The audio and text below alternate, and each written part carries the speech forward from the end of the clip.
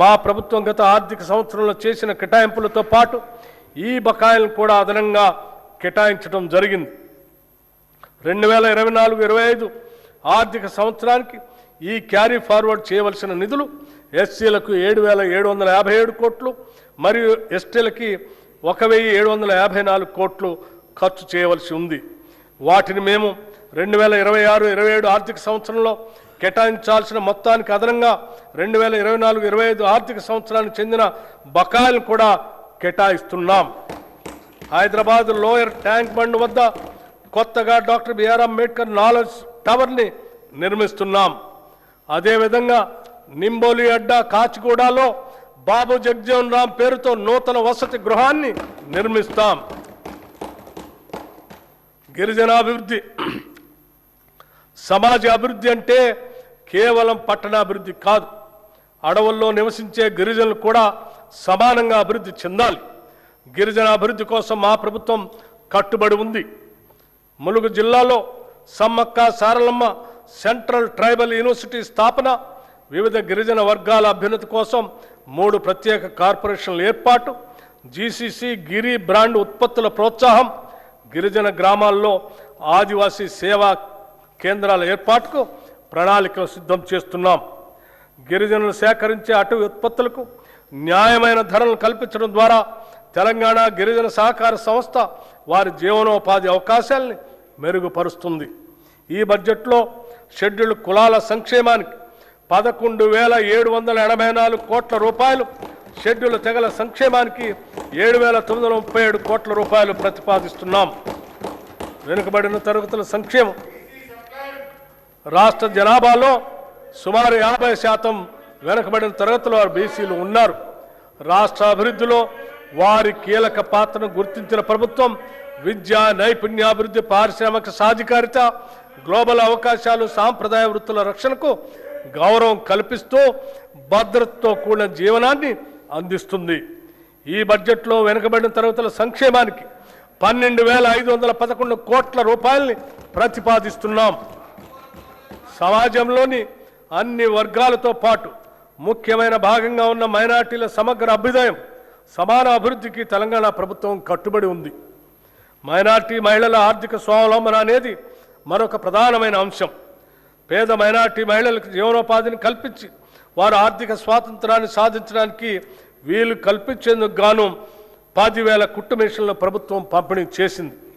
అంతేకాకుండా మైనార్టీ యువతకు సాధికారత కల్పించి ఉపాధి సామర్థ్యాన్ని మెరుగుపరచడానికి ఉత్తమ ఉపాధి అవకాశాలు పెంపొందించుకు వీలుగా 4,655 మంది మైనార్టీ యువతకు నైపుణ్యాభివృద్ధి శిక్షణను అందించడమైనది. ఈ బడ్జెట్లో మైనార్టీ సంక్షేమానికి 3,769 కోట్ల రూపాయలు ప్రతిపాదిస్తున్నాం. రాజీవ్ యువ వికాసం SC, ST, BC, minority, OC వర్గాలకు చెందిన యువతను ఆర్థిక సహాయం అందించే లక్ష్యంతో తెలంగాణ ప్రభుత్వం రాజీవ్ యువ వికాస పథకం అనే ప్రతిష్టాత్మక కార్యక్రమాన్ని ప్రవేశపెట్టింది. వారిలో ఆర్థిక స్వయం సమృద్ధిని, వ్యవస్థాపక సామర్థ్యాలను పెంపొందించడానికి సంబంధిత కార్పొరేషన్ల ద్వారా ఈ పథకం అమలు చేయబడుతుంది. ఈ పథకం అమలుకు 6,000 కోట్ల రూపాయలు ఈ బడ్జెట్లో ప్రతిపాదించాం.